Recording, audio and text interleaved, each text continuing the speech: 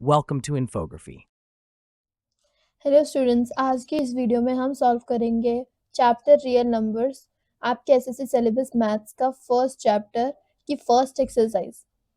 इसमें first question है use Euclid's algorithm to find the HCF of 900 and 270। 900 and 270 में इसे सॉल्व करने से पहले हमें मालूम होना चाहिए कि यूक्लिड्स डिवीजन लेमा क्या है। Euclid's division lemma is a is equals to bq plus r। Euclid's division lemma मैंने ऑलरेडी इंट्रोडक्शन वीडियो में समझा दिया था, अगर आपने नहीं देखा तो प्लीज जाके पहले वो वीडियो देख लीजिए। यहाँ पे ए है डिविडेंड, बी है डिवाइजर, क्यू है क्वोशंट एंड आर है रिमाइंडर।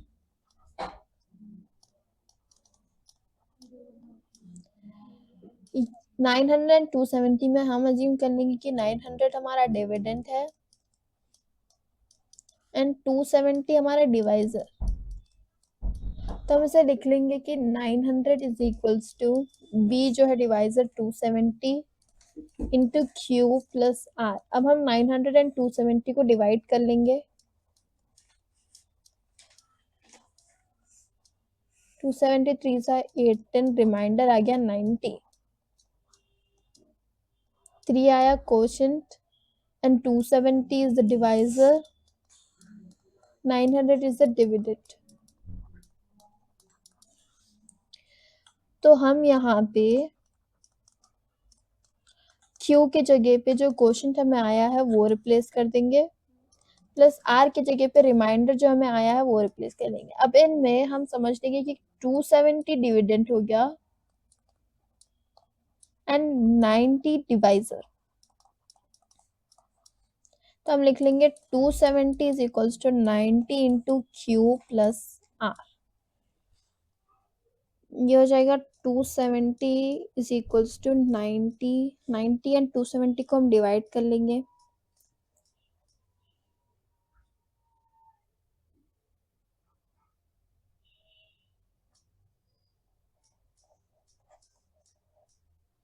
थ्री होगा क्वोशंट, 0 आ गया रिमाइंडर, 90 है हमारा डिवाइजर एंड 270 है डिविडेंड।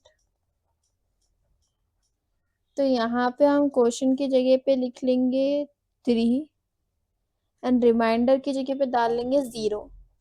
तो हमें आ गया यहाँ पे रिमाइंडर 0। जब रिमाइंडर 0 आ जाए तो आप फर्दर कुछ भी मत करिएगा, आंसर यही खत्म हो जाएगा और हमारा एचसीएफ आ जाएगा 90। जो डिवाइजर आता है हमें लास्ट में वो हो जाता है हमारा एचसीएफ जो है 90। सेकेंड क्वेश्चन है 196 एंड 38,220। इसे भी हमें ऐसे ही सॉल्व करना है। हम अज्यूम कर लेंगे कि हमारा बड़ा नंबर जो भी है वो हमारा डिविडेंड है, 196 जो छोटा नंबर है वो हमारा डिवाइजर है। a is equals to b q plus r. यहाँ पे हम a को रिप्लेस कर लेंगे 38,000 से, b डिवाइजर जो है हम 196 लिख लेंगे इंटू क्यू प्लस आर। अगर हम इन दोनों को डिवाइड करें तो हमें आ जाएगा क्वोशंट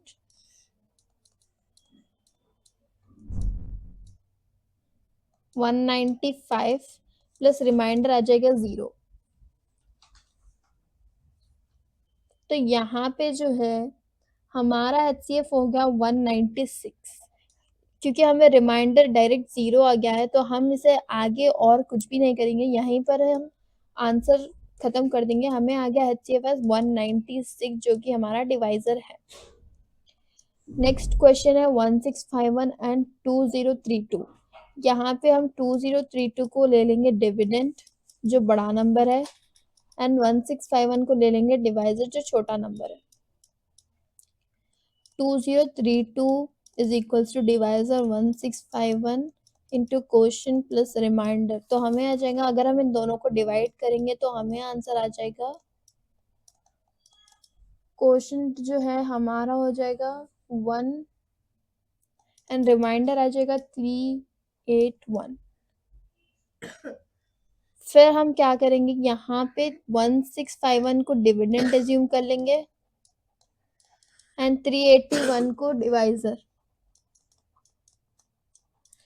तो 1651 is equals to 381 into quotient हमें आएगा 4 प्लस रिमाइंडर आएगा 127।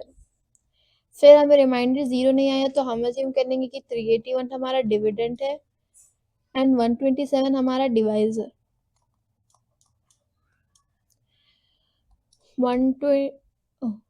381 इज इक्वल्स टू 127 इंटू, अगर हम इन दोनों को डिवाइड करेंगे तो हमें क्वोशंट आ जाएगा 3 एंड रिमाइंडर आ जाएगा 0। फाइनली हमें रिमाइंडर 0 आ गया तो हमारा HCF हो गया यहाँ पे 127 जो है हमारा डिवाइजर।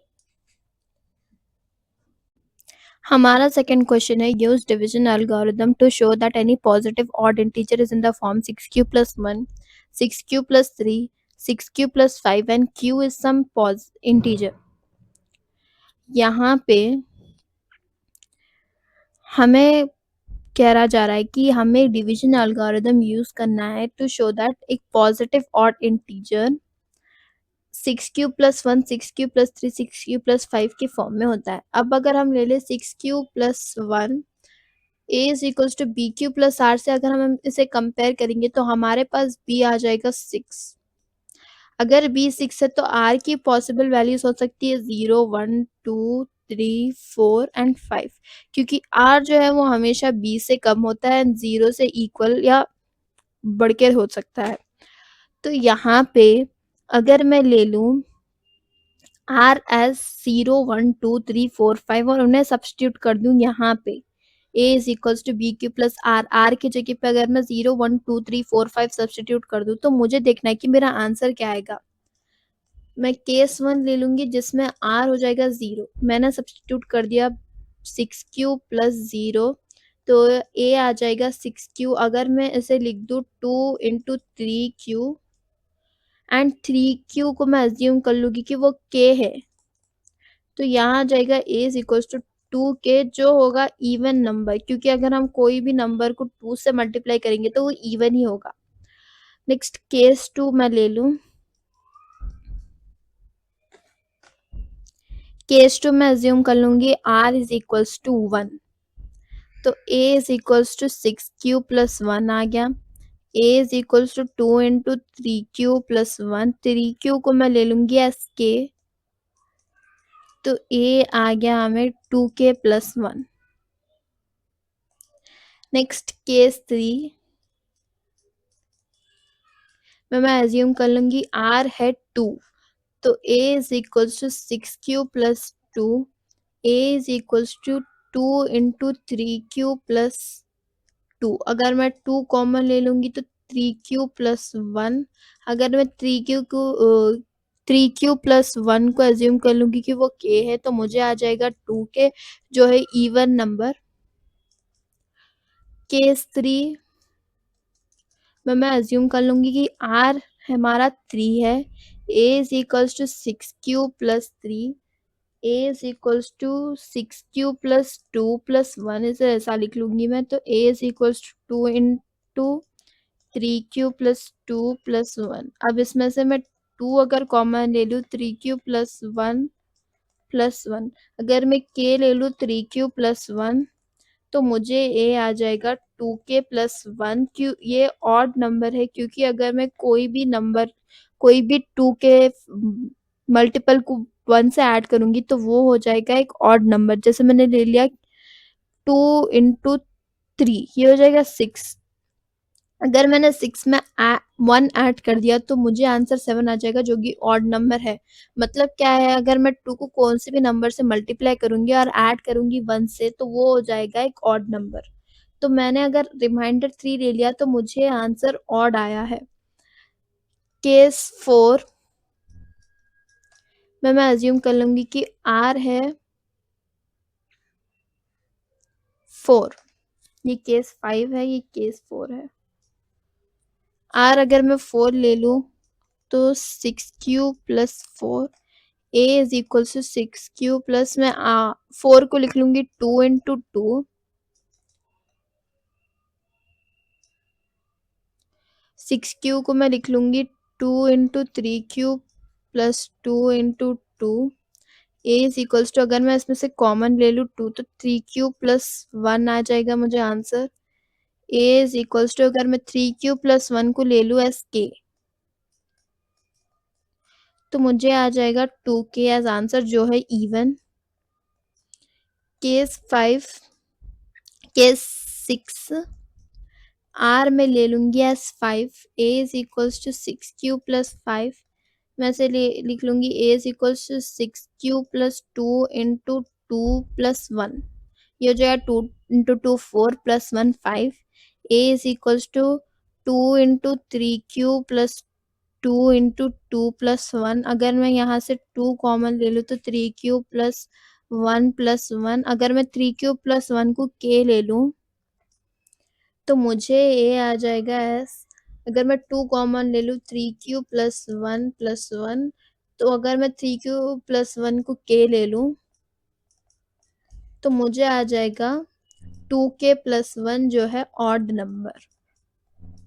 मुझे यहाँ प्रूफ करना था कि अगर मैं कोई भी पॉजिटिव ऑड नंबर लूँ वो आना चाहिए 6q plus 1, 6q plus 3, 6q plus 5। यहाँ पे रिमाइंडर है 1, 3 एंड 5। यहाँ पे जहाँ पर भी मुझे 1 एंड 1, अगर मैंने रिमाइंडर 1 लिया तो मुझे एक ऑड नंबर आया, अगर मैंने रिमाइंडर 3 लिया तो मुझे ऑड नंबर आया, एंड अगर मैंने रिमाइंडर 5 लिया तो भी मुझे नंबर ऑड आया। इसका मतलब क्या है कि any positive odd number is in the form 6q plus 1, 6q plus 3, 6q plus 5। ये हमें प्रूफ करना था यूक्लिड्स एल्गोरिथम यूज करके, जिसे हमने प्रूफ कर दिया। ये हो गया हमारा सेकंड क्वेश्चन। थर्ड क्वेश्चन भी हमें वैसे ही सॉल्व करना है सिमिलरली। यहाँ पे क्या है, use division algorithm to show that the square of any positive integer is in the form 3p और 3p प्लस 1। यहाँ पे हमें स्क्वायर फाइंड करना है। पहले 3p अगर हम ले ले, a is equals to 3p अगर हम ले ले तो हमें यहाँ पे b आ जाएगा एस 3। तो r की पॉसिबल वैल्यूज क्या हो सकती है, 0, 1 एंड 2। अब हम केस 1 में सब्स्टिट्यूट करेंगे कि r इज इक्वल्स टू 0, तो a हो जाएगा 3q प्लस 0। यहाँ पे स्क्वायर दिया हुआ है तो हम बोथ साइड स्क्वायर कर देंगे,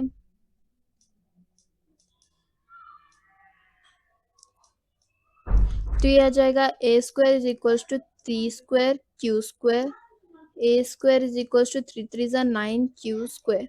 ये हो गया a स्क्वायर की वैल्यू। यहाँ पे हम अज्यूम कर लेंगे कि p जो है वो 3, हमें से a square is equals to 3 into 3q square लिख लेंगे। हम यहाँ पे अज्यूम कर लेंगे कि 3q स्क्वायर है p, तो a स्क्वायर आ गया हमें 3p। केस 2 में हम अज्यूम कर लेंगे कि r हमारा 1 है, तो a is equals to 3q plus 1 square, दो भी साइड स्क्वायर ऐड कर देंगे हम। अब a plus b whole square का फॉर्मूला लगाएंगे, जो आएगा a square plus b square plus 2ab।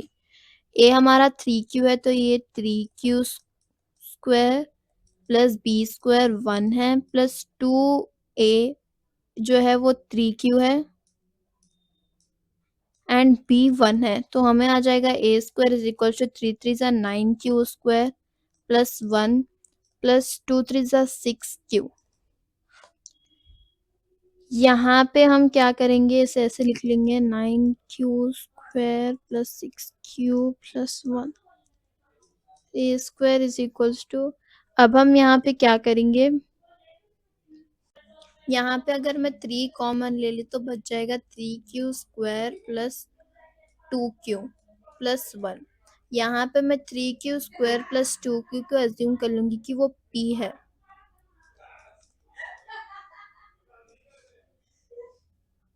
तो यहाँ पे a स्क्वायर आ जाएगा 3p प्लस 1। नेक्स्ट केस 3 मैं अज्यूम कर लूंगी कि r हमारा है 2, तो यहाँ पे मैं लिखूंगी a is equals to 3q plus 2। a is equals to, अब यहाँ पे मैं स्क्वायर कर दूंगी बोथ साइड,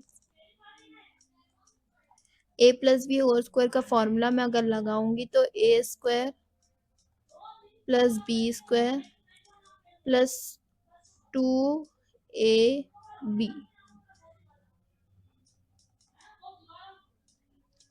प्लस 2 2 ज़ा 4 प्लस 2 3 ज़ा 6 6 2 ज़ा 12 q a square is equals to 9q square plus 12q plus 4 को मैं लिख लूँगी 3 प्लस 1। अब यहाँ से मैं अगर 3 कॉमन ले लूँ तो मुझे आ जाएगा 3q square plus 4q plus 1 plus 1। मैं 3q स्क्वायर प्लस 4q को एज्यूम कर लूँगी कि वो p है, तो मुझे आएगा 3p प्लस 1। यहाँ पे मुझे प्रूफ करना था कि square of any positive integer is in the form 3p और 3p प्लस 1। अगर मैंने ले लिया स्क्वायर एनी पॉजिटिव इंटीजर का, जैसे r अगर मैंने ले लिया 0 तो मुझे आएगा 3p, r अगर मैंने ले लिया तो 3p प्लस 1, r अगर मैंने 2 ले लिया तो मुझे आएगा फिर 3p प्लस 1। तो मैंने यहाँ पे प्रूफ कर दिया कि N E square of positive integer is in the form 3p और 3p प्लस 1। ये हो गया हमारा थर्ड क्वेश्चन। फोर्थ क्वेश्चन में हमें प्रूफ करना है कि cube of any positive integer is in the form 9m 9m plus 1 और 9m प्लस 8। यहाँ पे 9m प्लस 1 अगर मैं a यहाँ से b यहाँ से एज्यूम कर लूँ तो मुझे आ जाएगा 9। तो r की पॉसिबल वैल्यूज क्या सकती है? 0 1 2 3 4 5 6 7 8। ये हो गए r की पॉसिबल वैल्यूज। यहाँ पे मुझे अगर मैं a square is equals to b q plus r ले लूँ एंड ए को मैं ले लूँ एज 9q प्लस रिमाइंडर्स मैं डाल लूँ इसके हिसाब से केस 1 केस 2 केस 3 0। अगर मैं रिमाइंडर 0 ले लूँ तो यहाँ पे मुझे cube of any positive integer लेना है, तो मैं यहाँ पे a cube is equals to 9q plus 0 whole cube ले लूँगी and a plus b whole cube का फॉर्मूला लगाऊंगी जो कि है a cube plus b cube plus 3a square b plus 3ab square. ये a plus b whole cube का formula, ये फॉर्मूला मैं लगाऊंगी एंड मैं सॉल्व करूंगी आंसर को, और मुझे देखना है कि मेरा answer 9m plus 1 9m plus 8 के फॉर्म में आ रहा है या नहीं। अगर मेरा answer 9m plus 1 9m plus 8 आ गया तो मैं सम वहीं रोक दूंगी, मैं पूरे केसेस सॉल्व नहीं करूंगी। जैसे यहाँ पे मुझे 3p आ गया था एंड यहाँ पे मुझे 3p प्लस 1 आ गया था, तो मैं यहाँ पे मेरा आंसर एंड कर सकती हूँ।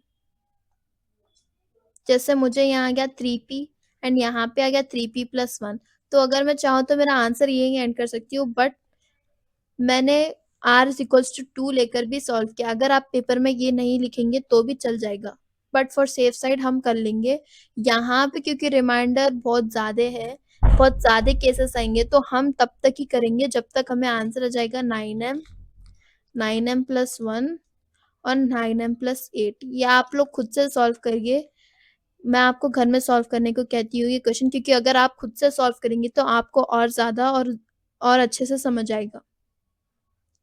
यहाँ पे है फिफ्थ क्वेश्चन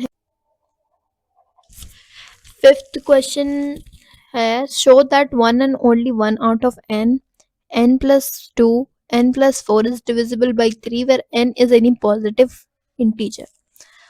यहाँ पे दिया गया है कि n plus 1 n plus 4 divisible है 3 से। अगर कोई भी नंबर डिविजिबल है 3 से तो डिवाइजर हमेशा होता है 3। जैसे मैं ले लूँ अगर 15 डिवाइडेड बाई 3 को मैं 15 से डिवाइड करूँ,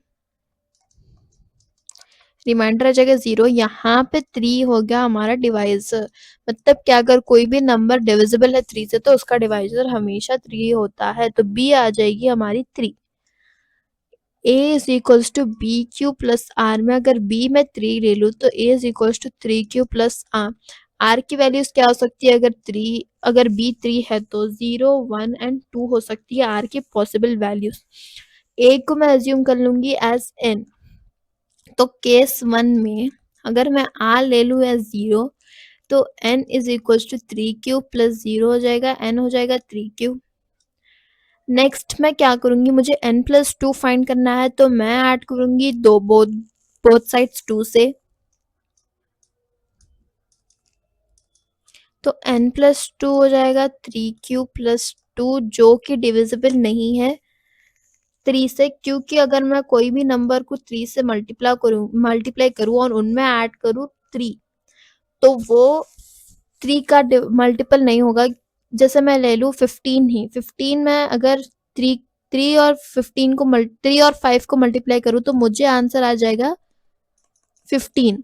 15 को मैं अगर 2 से ऐड करूँ तो आंसर आ जाएगा 17, जो कि 3 का मल्टीपल नहीं है। तो मैं क्या कह सकती हूँ कि 3³ + 2 is not divisible by 3। Similarly मुझे n+4 भी फाइंड करना है, तो मैं ऐड करूंगी 4 ऑन बोथ साइड्स। तो n+4 इज इक्वल्स टू 3³ + 4। तो यहाँ पे भी क्या हो जाएगा, अगर मैंने सेम एग्जांपल लिया 15 में मैं अगर 4 ऐड कर दूँ तो आंसर आ जाएगा 19, जो कि नहीं है, जो कि 3 का मल्टीपल नहीं है। 3³ + 4 भी डिविजिबल नहीं है 3 से।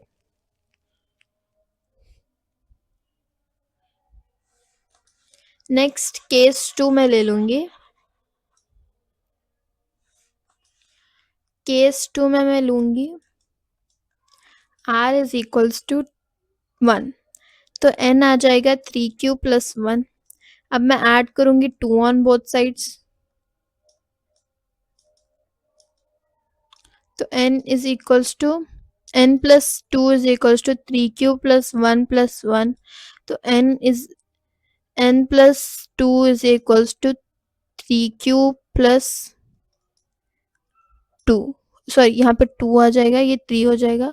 n+2 इज इक्वल्स टू, अगर मैं इसमें से 3 कॉमन ले लूँ तो q + 1, मतलब क्या है, अगर मैं 3 को q + 1 से डिवाइड करूंगी, जैसे मैंने 15 का ही एग्जांपल ले लिया, मुझे आया था 3 × 5 इज इक्वल्स टू 15। अगर मैं 15 को ऐड करूंगी 3 से तो मुझे आ जाएगा आंसर एज 18, जो कि डिविजिबल है 3 से। तो मैं क्या कह सकती हूँ कि 3³ + 3 इज डिविजिबल बाई 3। केस 2 में हमें आ गया 3³ + 3, जो कि डिविजिबल है 3 से। n+2 अगर मैंने लिया तो नेक्स्ट में अगर n+4 लूंगी तो आ जाएगा 3³ + 4, जो कि डिविजिबल नहीं है। 3³ + 4 + 1, तो यहाँ पे आ जाएगा 3³ + 5, जो कि डिविजिबल नहीं है 3 से, नॉट डिविजिबल।